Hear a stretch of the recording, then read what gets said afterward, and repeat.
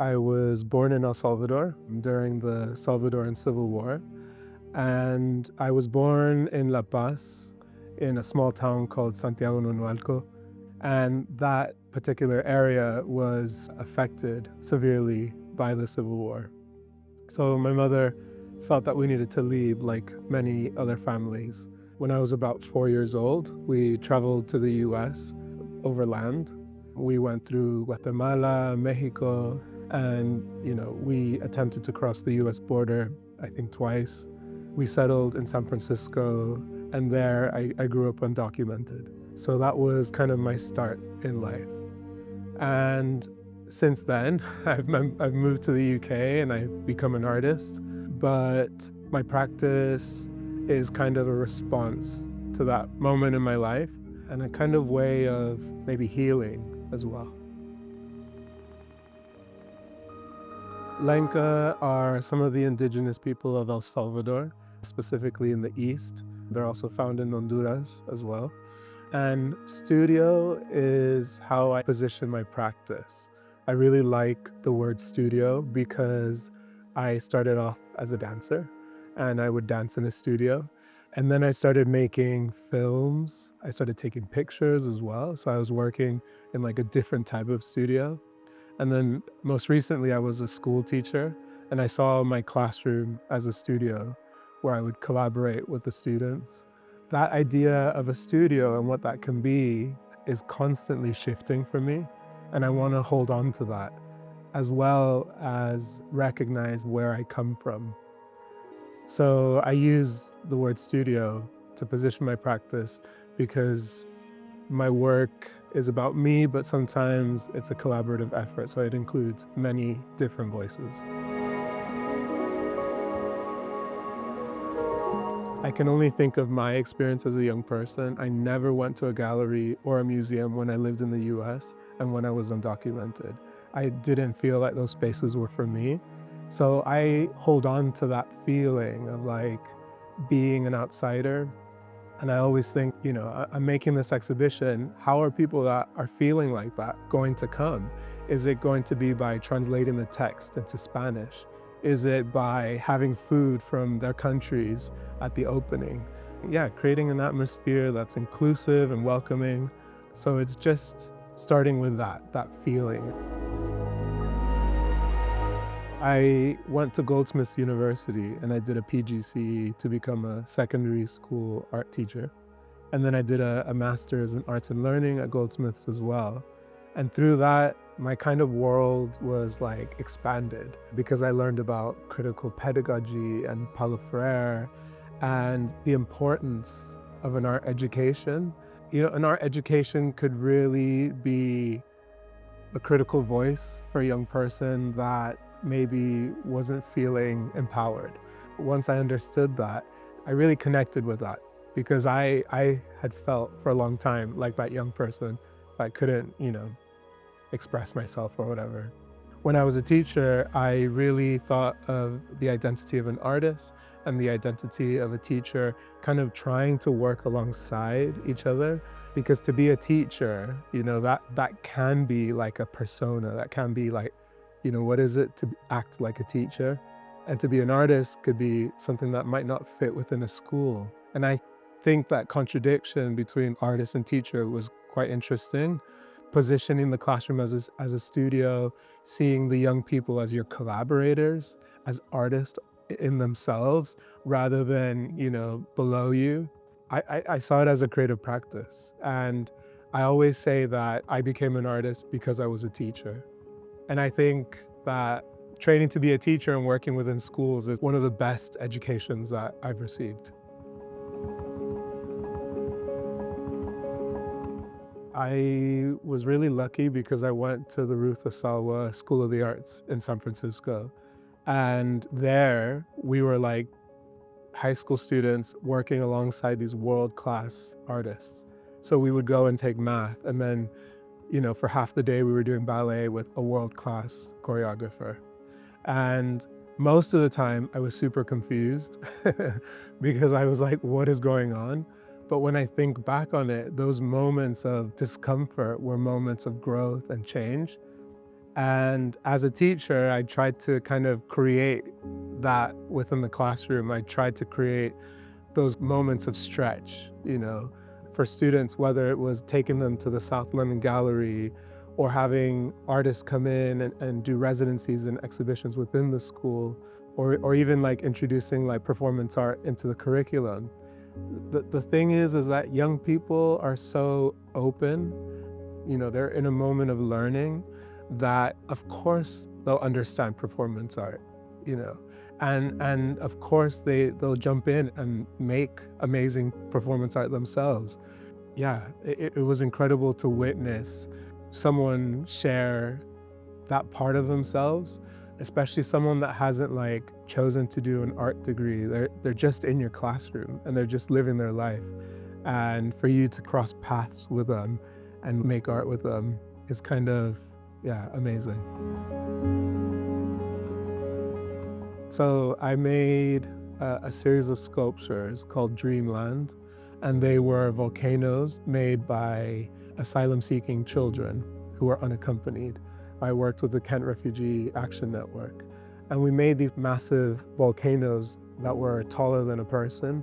And that was about, having anyone come into that space to see the work that these kind of asylum-seeking children had made and feel their bodies. You could see the marks that they had made. You could see the chunks of paper mache that they had put onto these sculptures. And in a way that was about creating a bridge. With Dreamland, it was really important that we shifted what we did around the exhibition to cater to the community that we were trying to include. So for example, we were eating in the gallery together.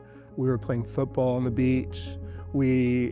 I went to their space to do some English lessons because that was important. So it was kind of an exchange.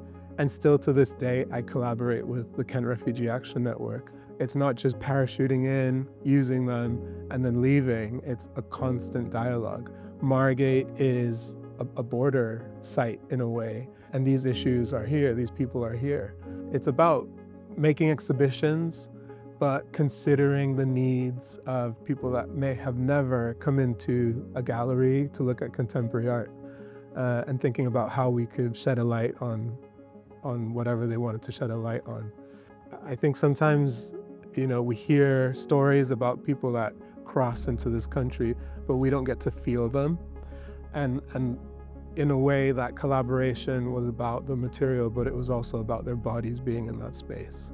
You realize that we're all human beings and we're all doing the same thing. I think with sculpture, I'm really interested in the material and the message that material is charged with. So, for example, I've used acrylic blankets from Central America. I started off by making like paper mache sculptures because that to me was like a very kind of democratic process and material. This work is called Border Vessel, and it's very different to the paintings, but still it's a story that I want to tell about this specific experience. So this is clay from the Rio Grande, the river that separates Mexico and the United States. I went there and we dug clay to create these border vessels, these gallons of water. They're hand-built. And then I took them to El Salvador to finish them off and create this lid, which is made out of jade from El Salvador. And I really like what happened because the clay is sourced clay, so it started to crack and it created almost this route or this overview map kind of feeling. But I think they also talk about the fragility of the situation at the US border. All of that work that goes into like going to a place to use a specific material, that's the work, because when people see the work, they feel those materials. I think it transports them to a different place, and that's really what I'm trying to do with my work. I think that contemporary art has the potential to reveal hidden narratives around migration in a way where it creates a bridge between people that haven't experienced that and people that have, and therefore create empathy. And I think that that's really important. It's an important way of breaking stereotypes, but also showing how immigrants contribute positively as well. So kind of countering negative narratives around migration. I'm trying to focus on joy rather than trauma. And that, in a way, is, I mean, I'm exhausted. Like, I'm just tired of the things that I've been through. And I think that maybe other people in my community feel the same. It's like, so what, now what? Let's move on, you know? And with my work, the energy that I give it and the energy that I try to create is momentum. It's like, where do we want to be rather than dwelling on the past. When I was undocumented, I was also a dancer, you know, so I was training as a ballet dancer at the exact same time. And that was because I went to this local school and I asked, can I dance for free? And I guess I'm bringing dance up because being undocumented was the exact opposite of that. You know, you had to hide physically, but also you were always looking over your shoulder. I couldn't reveal to somebody that I was undocumented at school, for example. I didn't feel like I had a safe place where I could talk to people outside of my family about the situation because you didn't know who was an ally. But at the same time, I was like studying dance and I was being celebrated for being creative, for being graceful. And literally on stage, I was being seen. So now that I'm an artist and I have this newfound safety, I'm trying to make work that maybe undocumented people feel included in. When I was dancing, I became obsessed with these historiantes, which are traditional dancers in El Salvador.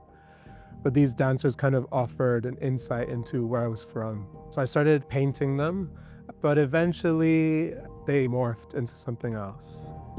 I see the figure as a visual anchor, one that allows me to explore ideas around belonging, resilience, joy. So I'm more interested in how the figure moves through different situations.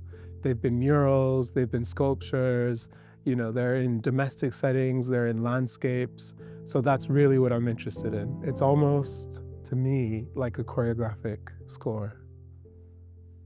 So when I first moved to London, I started going to the National Gallery, Tate Britain, and I observed all these beautiful gold frames. So I kind of became obsessed with them and how they presented these beautiful portraits of these important people. So these are kind of my own version of that. I find these frames, but my figures are painted over these European frames in a way to think about how messy history actually is and thinking about what's included and what's not included. So here you can see these ornate frames with these figures kind of spilling over. I love to use bright colors. It's just something that I'm drawn to. I think what I'm trying to do with my work is create a joyful space. And I think that color really allows me to do that. I also relate to color in a way where I feel like I'm improvising with it. So for example, I'll put down a bright blue and then I have to really feel like in that moment what should go with that. And I'm not interested in like the rules, you know, about color, because often I think like these kind of rules like come from, you know, specific histories as well. So I'm really tuning into how I feel in that moment about the color.